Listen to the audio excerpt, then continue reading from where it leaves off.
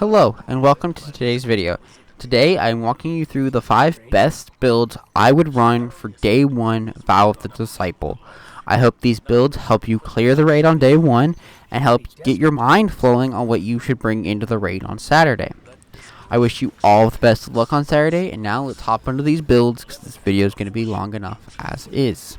Lots of movement ahead. Be ready for Alright, our first build for us today is going to be a Controverse Hold build. This build is here to give me options weapon-wise. I can run any weapon I want to run, exotic, non-exotic, any slot, and my build doesn't change.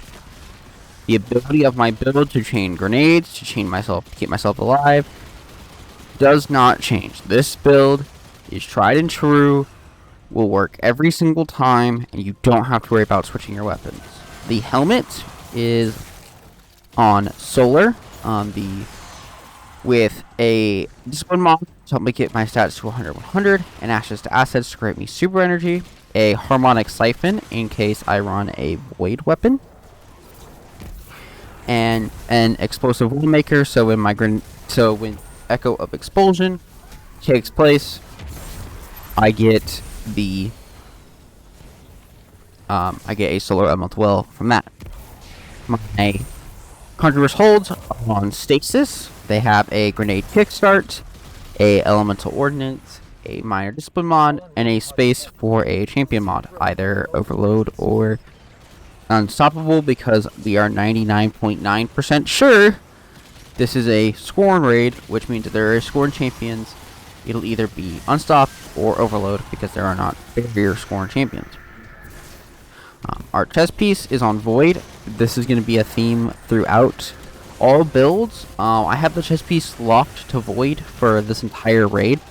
This is because I will have all 3 resists at any single point. This lets me resist void damage, this lets me resist solar damage, this lets me resist arc damage, and Scorn shoot all 3. The Scorn snipers shoot void, the chieftains shoot arc, the chieftains also spawn the solar turret things, so I can get protection from both those. The solar spitty guys, the guys with the lanterns that spin up and hit you, those are solar. You can resist those. The only thing you won't be able to resist is any stasis damage they give the Scorn, so you just got to be aware of that stasis damage. Because this is on Void, I have Will of Tenacity. This piece right here, this chest piece, is on every single build I have for you today. I built around having all 3 resists and Will of Tenacity in all 3 of my builds. This was the first thing I decided on, and then worked from there.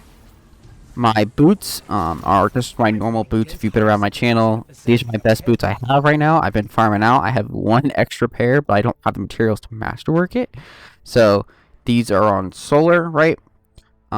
With a Will of Ordnance to take advantage of that explosive wellmaker.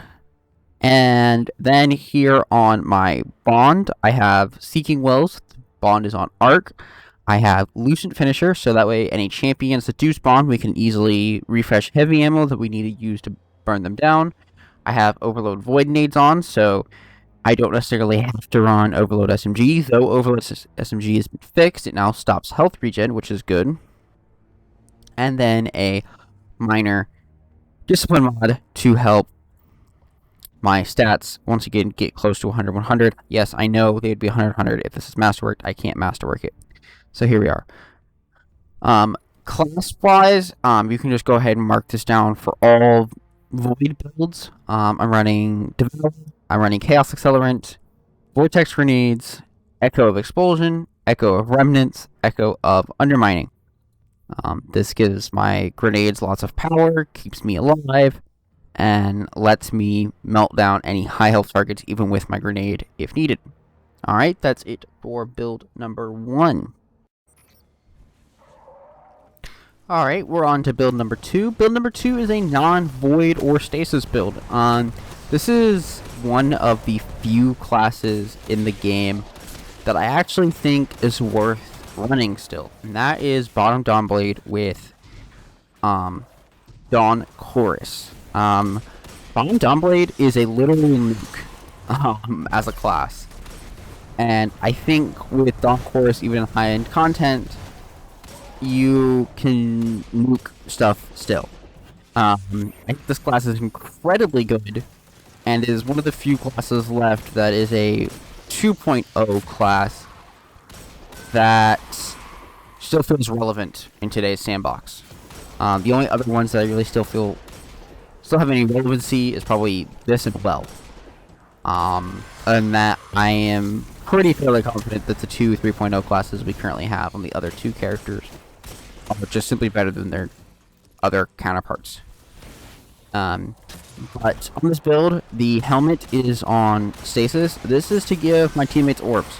The main purpose of this build is to feed teammates orbs. If we have multiple damage phases, if we have a large ad clear encounter, something like confluxes, where you need to have a super to kill like a wyvern or something, right? Where like I know I'm just not gonna cut it. I'm gonna pull this out because this super is really strong. And will let me take advantage of the strength of the super. I'm also running an elemental ordnance, so when my grenades get kills, I get solar elemental wells. To take advantage of the solar elemental wells, I have Will of Ordnance to guarantee me grenade energy every time I pick them up, along with any other ability energy I've used. A Will of Tenacity, again, my chest pieces marked the Will of Tenacity. In order to take advantage of that Will of Tenacity, I'll get to my class item in a second. I have multiple wells on my boots. This is just to give me an extra solar well or an extra void well. Make sure I always get what I'm looking for from my elemental wells. And then on my last piece, I am running a void bond with reaping wellmaker. This will give me 2 void wells on any weapon kill after I pop my rift. So I can get, weak, pop behind cover, kill 1 ad, and then the void well will seek to me. I can go pick up that void well and now have 50% damage reduction and kill the rest of the enemies, right? You don't need overload void nades here. It's just on because I use this for other builds. I would not recommend Inferno Whip in a raid, not a day 1 raid at least, because we don't have. You can't run Cop Tree you can't run Celestial Fire right now, but maybe in Solar 3.0 you could. I wish they would have waited till Solar 3.0 to take advantage of this. And just a small recov mod is here on my class item, and I have perpetuation on. You could even go double perpetuation if you wanted, because there's enough space, or even go a distribution. Next up, that is it for build number 2. I'm reading dense high. Build number 3 here is more of a, hey, I have a very popular video on my channel. Probably my second most popular video on my channel is You're Running Well Wrong in 2022. And part of my point is you shouldn't be running Phoenix in most activities. Unless you absolutely need to spam the well, right? Well, we still will need Well of Radiance for boss encounters. You still need the damage it gives you, and the healing it gives you, because there is nothing else in the game that can do what it can do. To really push well to the top, you should run Lunafaction boots in a day 1 activity. Luna's lets you max your reload speed on any weapon, which will max out your DPS, which maxing out your DPS in a day 1 situation is incredibly important. So what do I have here on my Luna's build? I have a Supreme Wellmaker. The Supreme Wellmaker here is to let any stasis players, probably hunters, maybe a warlock, use Reed's Regrets, and they can run Font of Might, which is very cheap this season at 1 cost, and they can get an extra 25% damage that'll stack on top of Well. So that means their damage output would be 50% more just from me running this mod, right? And running Well. So they get an extra 25%, an extra 20%, sorry, not 25, an extra 20% just from me running this mod, which means their damage output would be 45% more total while standing in the well, right? The gloves, I have both stuns on, so I can swap between whatever I need for primary weapon. I have a Reaping Wellmaker on, and then a Discipline mod to help get my stats. This just lets me guarantee the fact that I don't have to swap this during raid day. I just put these gloves on, put this build on. It has both stuns, so I'm ready to go, right? And then we move down to the chest piece. The chest piece is the same chest piece we've been using for the other two builds. And so we have a Will of Tenacity, Void Resist, a Thermo Shock Plating, and a Discipline mod. This just balances the chest piece out. I just build around the chest piece, right? My Lunafactions here, they're not the greatest Lunafactions, I will admit that, but they work.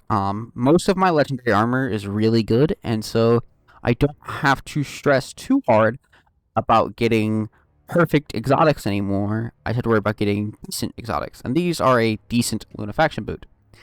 I have Bountiful Wells here to guarantee me 2 wells on everything, and if I remember correctly, if I run Bountiful Wells and Supreme Wellmaker, this actually becomes 4 instead of 3, because I think pretty sure by default this says 3. Yes, I am pretty sure Bountiful Wells this becomes 4, which doesn't really do much, but it's 4 instead of 3. And then lastly, I have Seeking Wells on to let me get my Void Elemental Wells for my damage resistance. To go along with that, I have Lucid Finisher on. I have Overload Stuns on. This is just because this bond is used in my Controverse build, and so sorry, not my Controverse build, another build. I have Overload Nades on here just because I can, and then a Small Minor Discipline because I only need a Small Minor Discipline, right?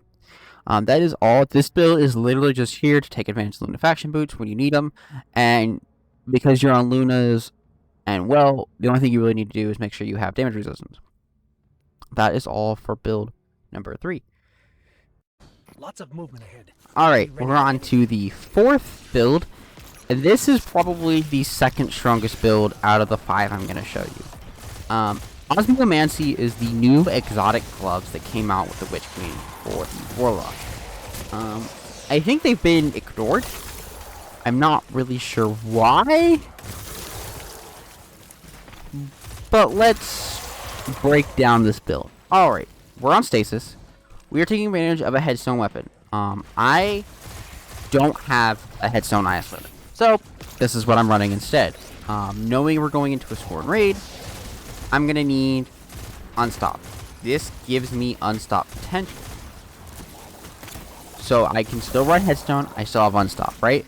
And in fact, this pulse, actually with a 10% bonus, is actually in a pretty good state, all things considered. It feels pretty good. Even on like high-end content enemies, like this pulse feels pretty good. I've crafted it out to be exactly what I want with a Penimag, Outlaw, and Headstone. I feel like Outlaw Headstone just works together perfectly, especially with the Zero Synergy perk, and I have a minor spec on it just to take advantage fully of the minor spec on of it killing minors, which is what I want to do, right? Alright, the class itself here on Shade Miner, we're going to be running Ice Flitter Bolts, Bleak Watcher, Whisper of Torment. Any damage I take will give me some grenade energy, which you'll be taking a lot of damage in a day 1 raid, obviously, because you're going to get hit. Shards and Fizzers. Fizzers is to break Headstone. That's the whole reason it's here. And Shards is to give me grenade energy for breaking those Headstone crystals. If you have it, I currently don't. I'm going to get this before the day 1 raid. Do not run Whisper of Bonds. I have Whisper of Bonds on because I have nothing else to currently run to fill up the slot. I would run Whisper of Rending. Where is it? Right here. This lets you 1 burst the stasis crystals instead of having to 2 burst them. This significantly increases the effectiveness of Headstone. And the whole thing you're doing with fragments is just letting you spam Headstone crystals so you can spam your grenades. That's all you're doing here with this. You're not trying to decrease ability cooldowns. The way you would decrease your ability cooldowns is by taking advantage of Whisper of Shards, because the grenade bonus is huge, and so you just want to be able to abuse the stasis crystal. If you can, run Whisper of Rending, if you have it, please. It's so good. Alright, onto the actual armor. The helmet is on stasis. This is to take advantage of power preservation, so when I do pop my super, I'll generate those extra orbs for my teammates. I have Harmonic Siphon on, so that way my kills with my primary will generate orbs of light. Orbs of light are still very strong and still very good, and being able to generate them for a one-cost mod that would just be empty anyways is entirely free. And then have elemental armaments on, right? Onto the gloves. These are on void just so I can have Reaping Wellmaker on. That way I can still take advantage of that that damage resistance from Well of Tenacity. And there's a full intellect mod on here to help my intellect not be completely terrible. Onto the chest piece. Again, it's the same chest piece I've been running, so I'm not going to cover it for a fourth time. Onto the boots. The boots are very similar to what they have been. They have a Bountiful Wells, and this time they just have a minor recovery to make sure my stats again are at 100 and 100. Lastly, onto the class item. Our class item has Seeking Wells. This is a huge one for this build because you're going to be sitting back, throwing turrets. I have Blue Suit Finishers, so any champions I do need to kill, I can burn heavy and let's get it back. And then I have a minor discipline mod on to make sure my stats are at 100, but I don't actually need it. And in fact, if I was running Whisper of Rending, I have 15 more discipline than I actually need, so I could take off 15 and probably get an extra intellect mod, or an extra resilience mod and go to 5, and I could get to like 4 intellect, which would be huge for the build overall, right? The main thing with this build, Cosmiccomancy, Headstone Weapon, High Discipline, Whisper of Shards, Whisper of Fissures.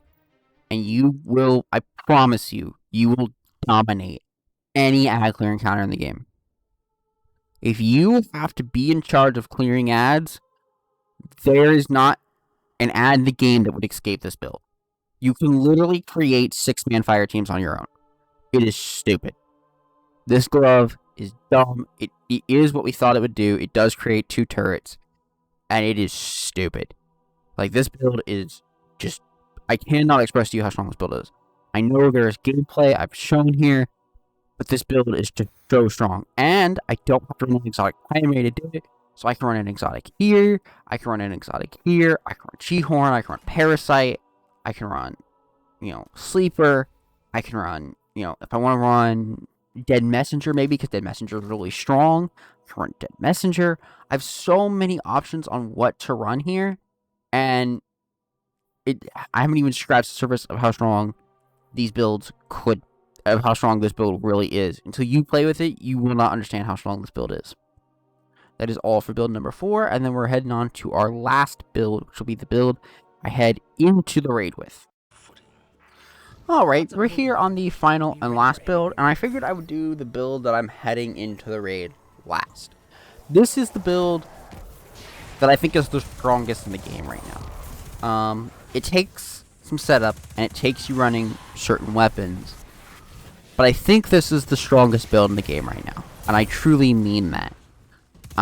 We are going to be running Verity's Brow. Our Void subclass is set up the exact same way it was for the Controverse Hold build, right? Except we're going to be running Verity's Brow. Verity's Brow has incredible synergy as long as you are running a weapon matching your subclass. This gives you a buff called Death Throws, which significantly decreases your grenade cooldown. We are talking 5-10 second grenade cooldowns in total once you're fully picking up all your mods.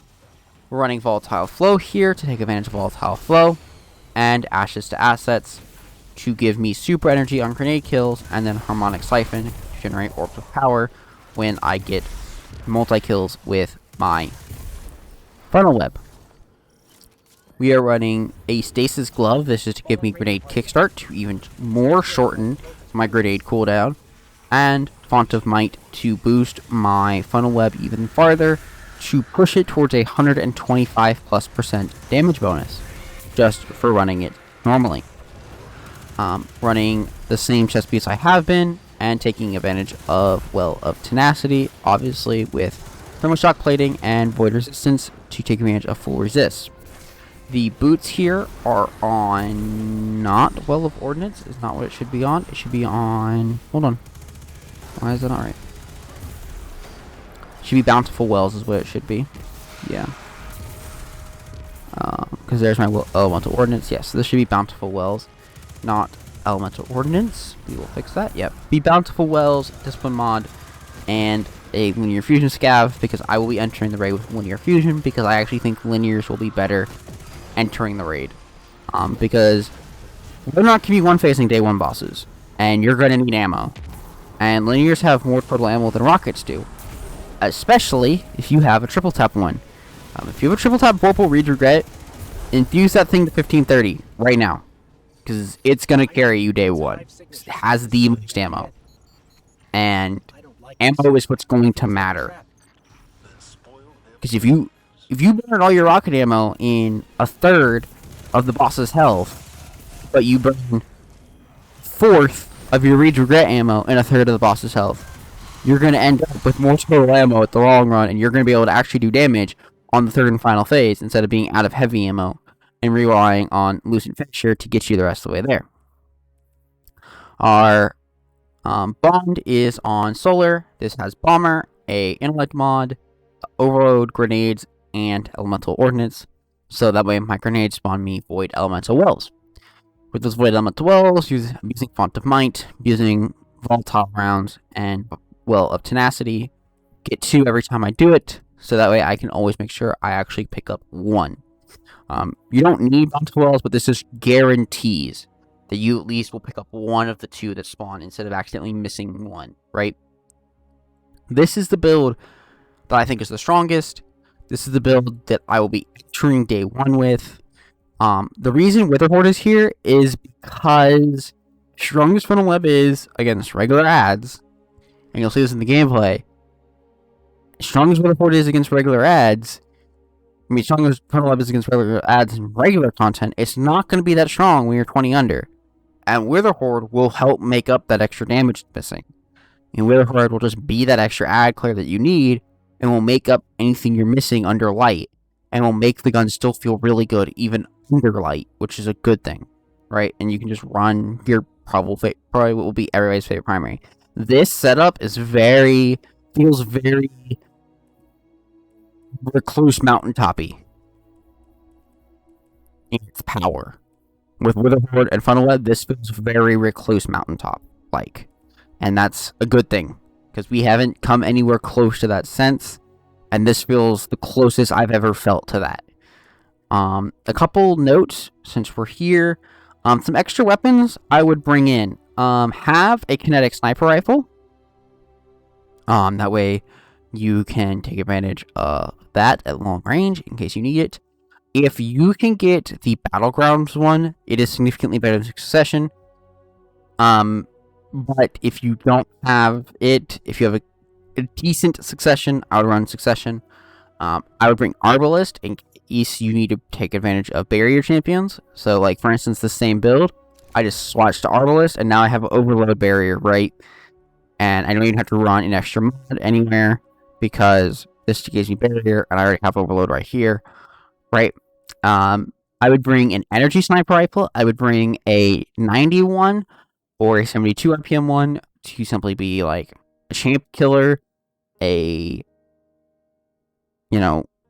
just a long range, major killer, right? And then I would also bring a 140 sniper rifle.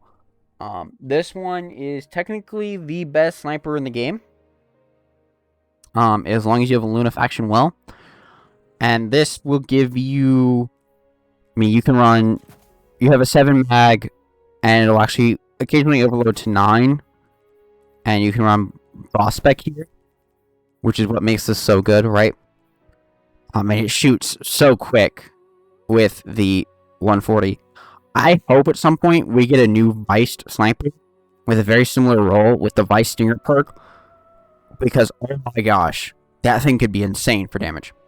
I would bring a slug in each slot. If you don't have a heritage, I would go farm out a Fortissimo, the Vanguard one. If you have been unlucky and have not farmed out a Sojourner's Tale, or don't have a first and last out, well, you should have both of those guns. But if you don't, I would at least have a Fortissimo, so you at least have one slug, right? I would have a slug in both slots if possible. I would bring Salvo. I would bring Dead Messenger. I would bring Blinding Grenades in each slot. I I don't think I'm going to bring a kinetic blinding grenades, because I think Wither Horde is simply better than just having a kinetic blinding grenade launcher. Because with Wither Horde, you'll make up anything a blinding grenade launcher can do, right? But I will have my empty vessel on me ready to go if I do feel like I need blinding grenades to keep myself alive, right? Most of the time, I'm probably going to be on this, something like this, for most of the raid, unless I need to switch to one of my other builds if I feel like I'm being overwhelmed or I'm not being able to control the ads in front of me well enough, right? Heavy weapon-wise, I would recommend a legendary linear fusion, a sword of some kind. Obviously, if you have Lament is fine. If you want a legendary one, bring a legendary one. If you have a Vortex legendary, bring it. Sleeper. It's because Sleeper is the best linear fusion right now, and so bring Sleeper if you have Sleeper. Bring a Clown Cartridge rocket. Do not bring a Frenzy rocket. Do not bring a Lasting Impression rocket. Bring a Clown Cartridge rocket. If you have a Field Prep Clown Cartridge rocket, please bring it. Stop it. With all of this, you need Frenzy. You need Lasting Impression. No, you need Clown Cartridge. You will overdo G-Horn's damage by simply having a Clown Cartridge legendary rocket. You will outdo any G-Horn player simply by having Clown Cartridge. You shoot, you reload 2 before you rally. You rally. That'll put you at 2 in the mag and 4 reserves. Okay? So please, bring a machine gun if we have a super heavy, mobile, ad clear encounter. I would bring corrective measure if you have a corrective measure. With volatile rounds in the game, this thing rolls Firefly. This thing is an ad clear monster if you get volatile rounds on it. I will say that now. I've messed around with it a little bit. This thing is a ad clear monster if you get volatile rounds on it. If you get volatile rounds flowing on it, and it can roll demo. So I would make sure you have a corrective measure ready. And I would bring Parasite in case we get a Atrax encounter. It is the best burst damage weapon in the game. It even outdoes G-Horn. Like, if we're talking, like, 1 mag, super quick, you need all the damage in the world, Parasite's the way to go. It does 400,000 in a single shot with Worm's Hunger times 20, which is all you would use this gun for. If you're looking for sustained damage, you're not going to use Parasite. You're going to use other things. If you need true sustained damage and you have Whisper and its Catalyst are worth having and being ready to use. If you don't have Whisper and its Catalyst, don't worry about bringing Whisper. Sleeper is just as good long term. It does more damage total than G-Horn or even Legendary Rockets do, which is why I would bring Sleeper or a regular linear fusion. Like I said, I would bring a sword just in case. Probably not gonna need it, but I remember Atrax and people being like, dang, I wish I would have brought a sword, right? Because Atrax was one of those encounters where if we would have had swords ready and we would have played smart, evolving those swords, it probably would have been a lot easier of an encounter to figure out, right? Because that was the biggest problem with Atrax. It wasn't the mechanics itself, it was simply just the damage. People just didn't have the damage ready. Now we have so many ways to do burst damage incredibly quick that I don't think an encounter like Atrax would be a damage check anymore. That is it for the video. I hope everyone has enjoyed. I know a good portion of this video was unscripted, but I wanted to at least walk through all of my builds for day 1 and get everybody ready for the raid on Saturday. Thank you all for watching. If you did learn something or these builds help you clear the raid on Saturday, please consider leaving a like on the video and a subscription on the channel. Thank you all, and see you on Sunday for the raid guide. Thank you all. Bye-bye.